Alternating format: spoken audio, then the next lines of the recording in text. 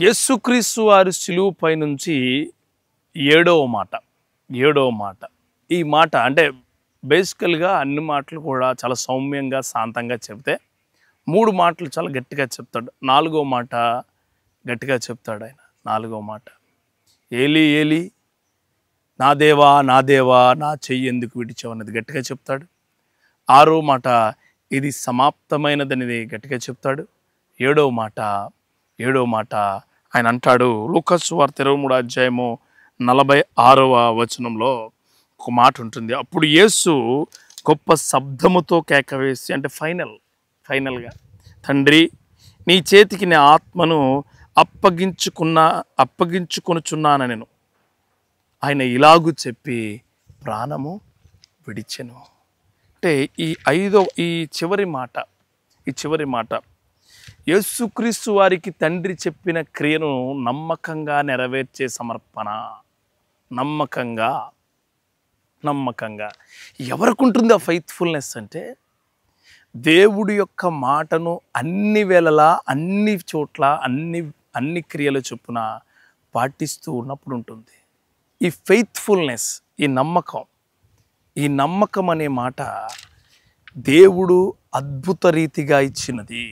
అందుకే ఈ నమ్మకం కలిగిన మాటతో సమర్పణగా చెబుతూ ఉన్నాడు, సాక్రిఫైజ్డ్ విధానాలతో చెబుతూ ఉన్నాడు, ఇది నీ చేతికి అప్పగిస్తూ ఉన్నాను. అంటే కీర్తనకారుడు 31వ కీర్తనలో 5లో ఒక చిన్న మాట ఉంటుంది. ఆ మాట నేను మీకు తెలియచేయాలని ఆశపడుచున్నాను.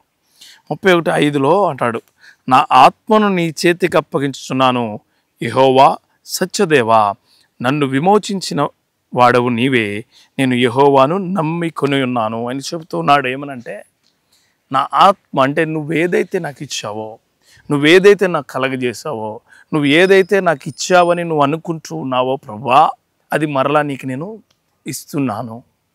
అందుకే నీ ఆత్మ కానీ, నీకున్న ప్రాణం విలువ కానీ, నీకున్న క్రియ కానీ దేవుడు ఇచ్చింది మరలా దేవుడికి శక్తివంతంగా ఇవ్వాలి. యేసుక్రీస్తు వారికి ఇచ్చిన ఆత్మను మరలా తండ్రికే చాలా జాగ్రత్తగా సమర్పించాడు. ఆయన పని అయిపోయింది.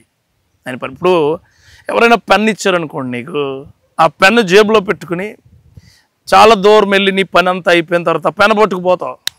యేసుక్రీస్తు వారు చేయలే. ఆ పెన్నును మళ్ళీ తండ్రికి అప్పగించారు, ఇదిగో నీకు అప్పగించేస్తున్నాను.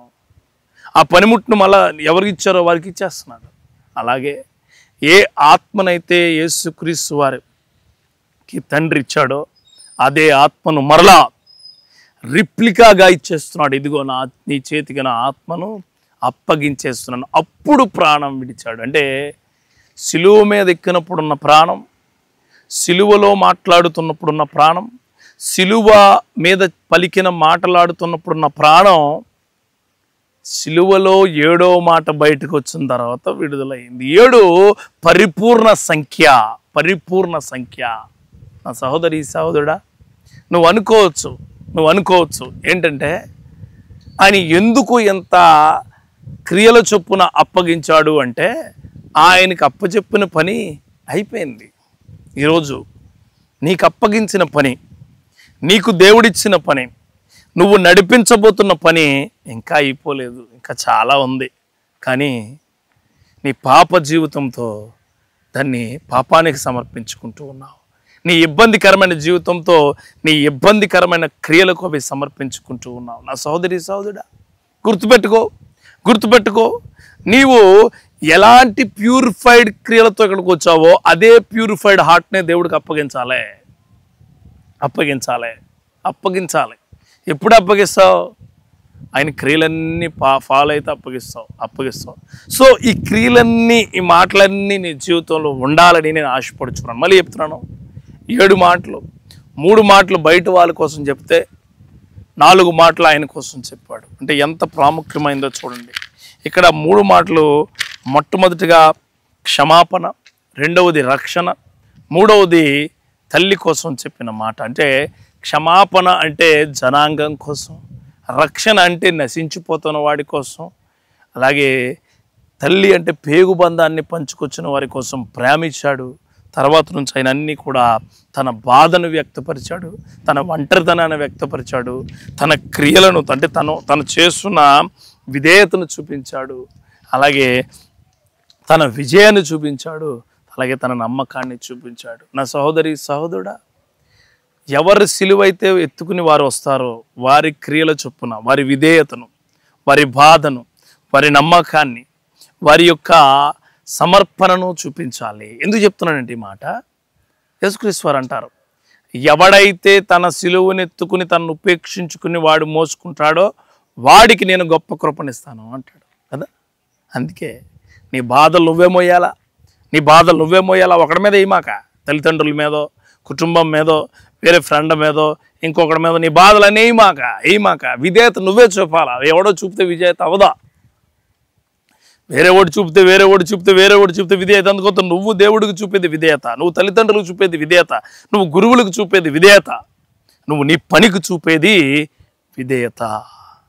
విజయం ఎవడికో వచ్చిన విజయం నువ్వు సెలబ్రేట్ చేసుకోవడం కాదు, నీ విజయం నువ్వు సెలబ్రేట్ చేసుకోవాలి. You have to enjoy your victory through the life of Jesus. దేవుడిచ్చిన జీవితాన్ని బట్టి, దేవుడిచ్చిన గొప్ప జీవితాన్ని బట్టి నీ జీవితంలో విజయం నువ్వు చూడాలి. ఎవరికి సమర్పించాలి అంటే మరలా దేవుడికే సమర్పించాలి. అందుకే దేవుడు తన వ్యక్తిగత జీవితంలో ఈ 4 మాటలని నీకు గొప్పగా చెప్పాడు. అందుకే 4వ మాట, 6వ మాట, 7వ మాట కేకలు వేసి చెప్తాడు ఆయన. కేకలేసి ఒకటి ఏంటంటే, నా చేయి ఎందుకు విడిచిపెట్టావు అని అడుగుతాడు ఆయన. 4వ మాట, ఎందుకు విడిచిపెట్టావు నా చేయి అని గట్టిగా అజమాయిషితో అడుగుతాడు. ఎవరిని? తండ్రిని. 2వ మాట, 2వ కేక అంటే 6వది అంటే, విడిచిపెట్టేసావు కదా, ఇదిగో అయిపోయింది తీసేసుకో అంటాడండి.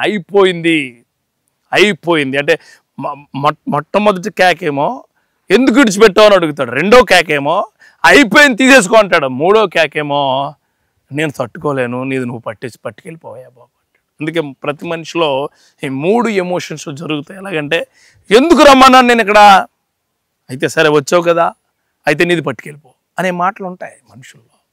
అందుకే నీకు చెప్తున్నాను, దేవుడు నీకు వ్యక్తిగత జీవితంలో, ప్రతిరోజు వ్యక్తిగత జీవితంలో ఈ 7 మాటలు చాలా ఇంపార్టెంట్. అనుకోవచ్చు గుడ్ ఫ్రైడే రోజుని చెప్తే అయిపోద్ది అని. గుడ్ ఫ్రైడే రోజు చెప్తే నువ్వు వాక్యం పని అయ్యిద్ది, కానీ నీ పని మాత్రం ఎప్పటికీ మిగిలే ఉంటుంది. అందుకే ఈ మాటలన్నీ నీ హృదయంలో పెట్టుకుని నీ క్రియల చొప్పున నడుచుకునే కృప దేవుడు నీకు దయచేయాలని యేసుక్రీస్తు నామములో మిమ్మల్ని అందరినీ ఆశీర్వదిస్తూ నడిపిస్తూ ఉన్నాను. God bless you.